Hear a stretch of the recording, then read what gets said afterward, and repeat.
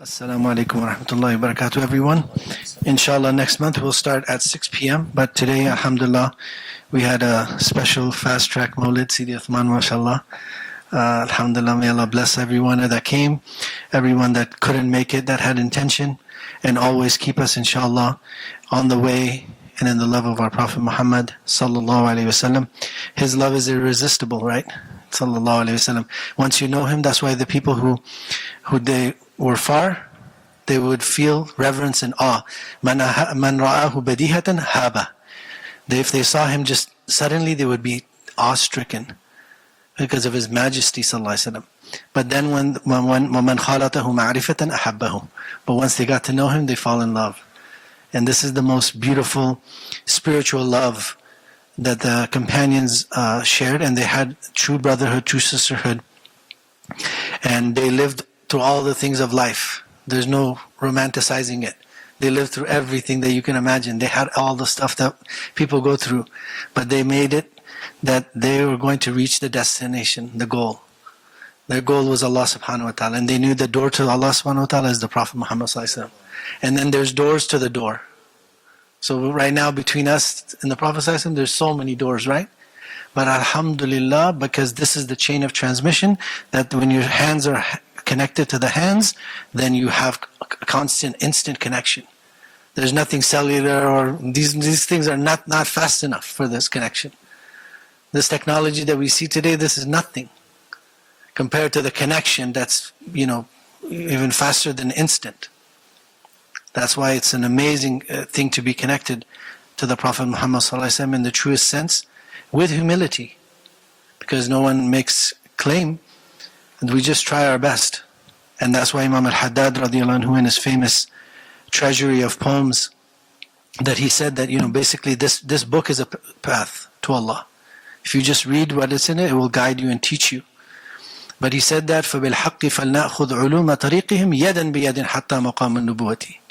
He said, we take this in truth hand in hand until we reach the station of prophecy, sallallahu alaihi wasallam. And this is why this chapter is called about the handshake. This is such an important thing. And the handshake, the true handshake.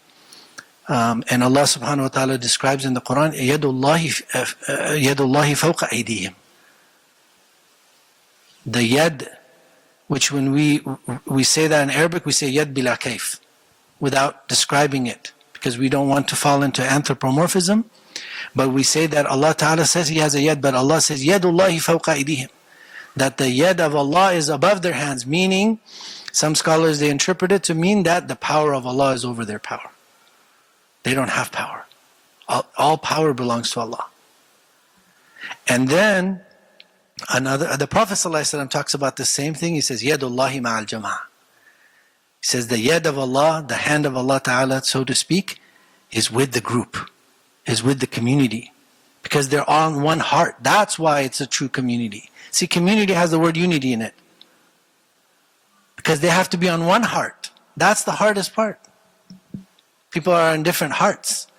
Allah says about the people that are disbelievers or hypocrites, He said, تَحْسَبُهُمْ جَمِيعًا وَقُلُوبُهُمْ شَتَّى. You think they're one, but their hearts are split. The true people of hearts, that's why Maulana Rumi, in one of his ghazals that I'm studying now, he's saying basically, look for the people of heart and be with them. And there's no more beautiful heart than the heart of the Prophet ﷺ. So if you take his hadith and you read it every day, you're with the Prophet ﷺ.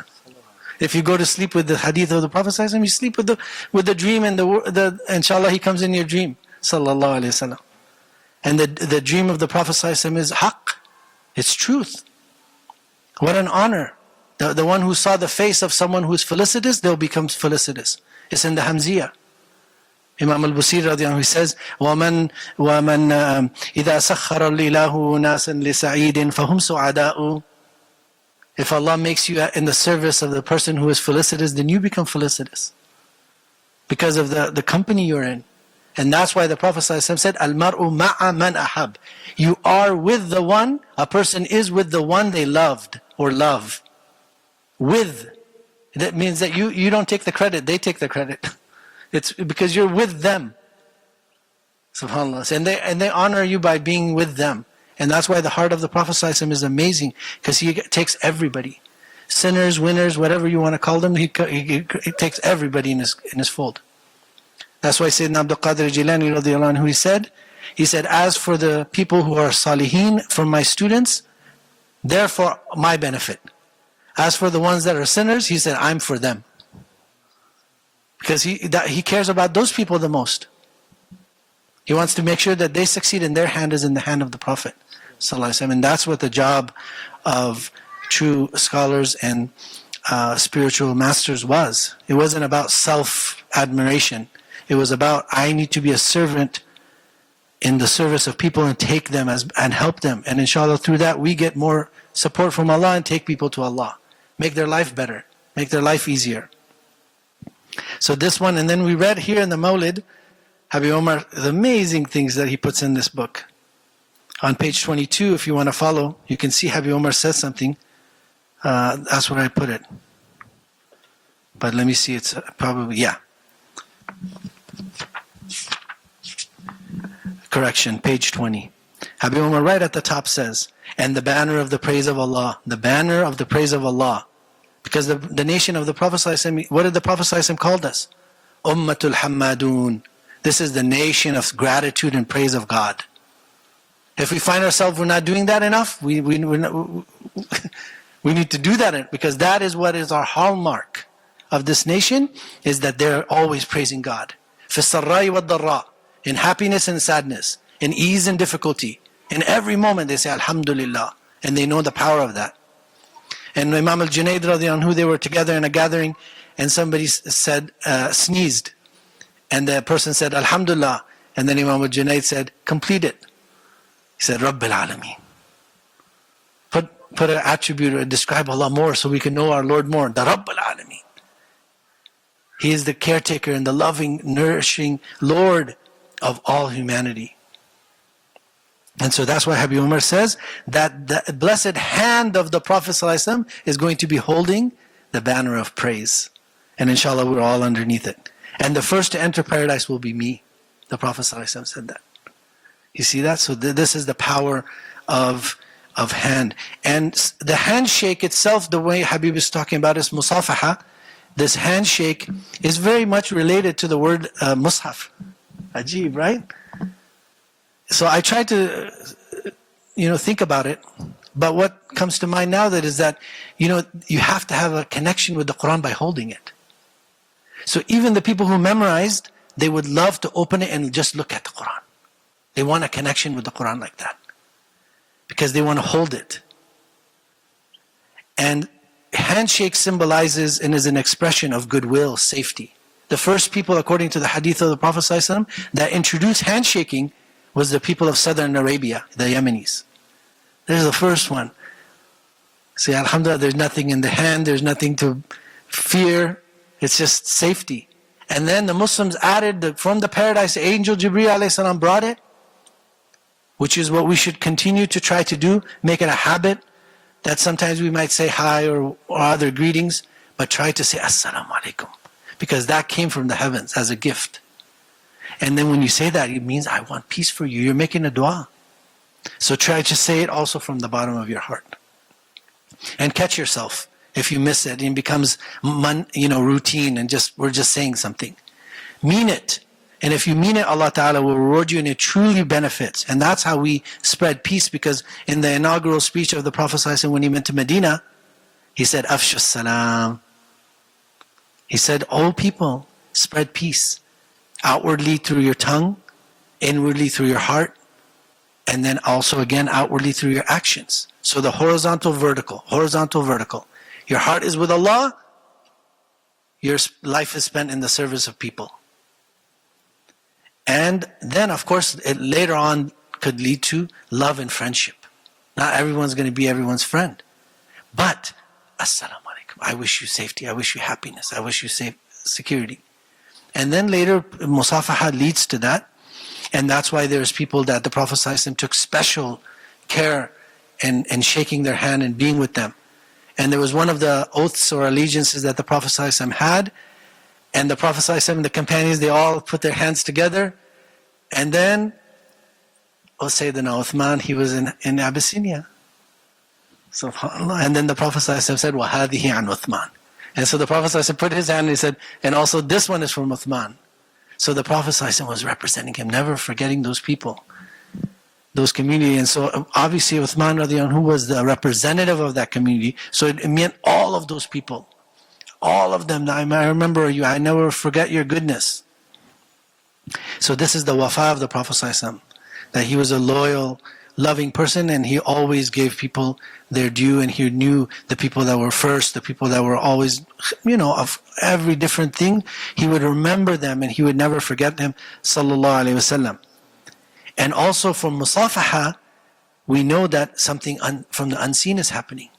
As soon as two people shake their hands and they say salam and they mean it, and they do this because of the sunnah of our Prophet sallallahu alaihi wasallam, what happens? Their sins fall immediately. The sins fall to the ground. Ajib, subhanAllah.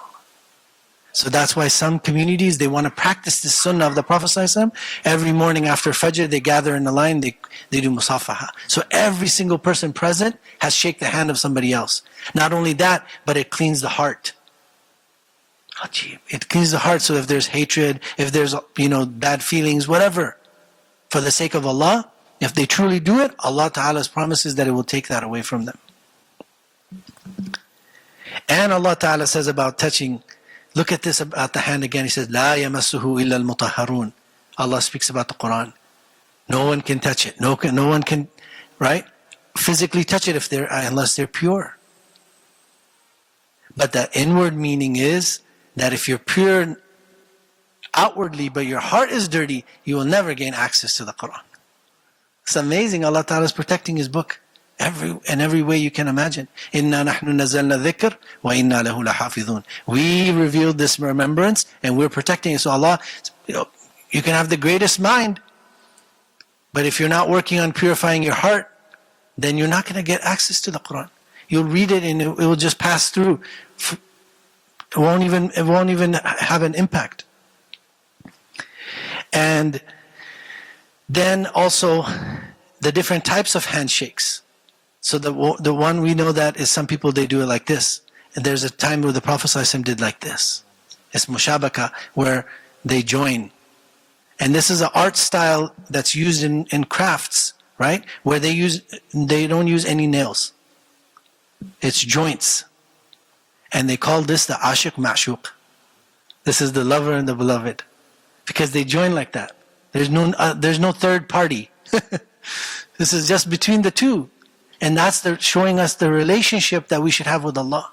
That there's no one in your heart except Allah. Even the love of the Prophet ﷺ, even the love of your parents, even the love of other people, it's because of Allah. They're standing with Allah. Their love from Allah. The Prophet ﷺ said that, love me because Allah loves me. Love my family because they're from me. Love my companions, so and so and so and so. All of these different types. And the mushabaka, the Prophet ﷺ said it, it's a hadith musalsal. And some scholars, they practice it because if there's a possibility that the Prophet ﷺ said it, they want to be able to do it. You see how the paradigm and the mindset is? The mindset is that some people say, it's weak, I won't do it. Their mindset is there a chance that he did it? I'll do it. Because if it's your beloved, let's say you love someone, and then a letter comes and they say, oh, it took 2 months for this letter to come, and chances are, it could have got lost in the mail somewhere, and we don't know if it's from that person. You say, is there a chance? Yes. Okay, let me read it. So this is from the Prophet ﷺ. We should read it. If he said there's a chance he did it, we did it. So one of our teachers, he said, "Man shabakani dakhala al-jannah," aw kama qala sallallahu alaihi wasallam. So the Prophet sallallahu alaihi wasallam said, whoever does this type of clasping or locking the hands and they shake like this, and they shake the one who shook my hand, they will enter into paradise. Says Hadith al-Mushabaka. And it's all related to the heart. Subhanallah. This is it's all connected to so the tongue is the interpreter of the heart. The hand is one of the things that indicates. And that's why Allah says, ظَهَرَ الْفَسَادُ فِي الْبَرِّ وَالْبَحْرِ بِمَا كَسَبَتْ أَيْدِ النَّاسِ. Ajib. He says, corruption has been apparent in the world, in the land and in the sea. Because what? The hands of people. You see this? Allah Ta'ala says this. And then the reward of this handshake, we could go on and about this, but the reward is that it softens the spiritual heart when Sayyidina Jibreel in the month of Ramadan comes and shakes the hands of people. And they don't even know it. It's a gift for people who have it. And also, it will increase their tears in love and awe of Allah Ta'ala. And everyone knows that. They'll have those moments when they'll cry for the sake of Allah. That's a beautiful thing. That's a beautiful thing. And those tears, some people, people would put it, would hold it. They want to put it on a handkerchief or something and just keep it with them. That those are tears. May Allah Ta'ala accept this from me. That one day I truly cried for the sake of Allah, out of love for Allah, out of fear for Allah. Because every eye that cries on the Day of Judgment, everyone's going to be tears of sadness, except the people who cried in this world for Allah. That's one of the groups. And then the other is those who protected their eyes from prohibited things. So on that day now you're going to be recompensed. Allah Ta'ala never breaks His promise. And also by this goodwill, we can spread goodness throughout the world. May Allah Ta'ala make us all keys to goodness and locks to evil. Because if you're the lock to the door of evil, khalas, you block it. Right? The thing that you want to see in the world, you try to be it the best you can. And then the same thing, if you want to bring the good, may Allah Ta'ala make you the key that opens those doors. Allahumma ja'alna mafatih lil khair, maghaliq lil shar. And that's a reminder, inshallah, to stop here.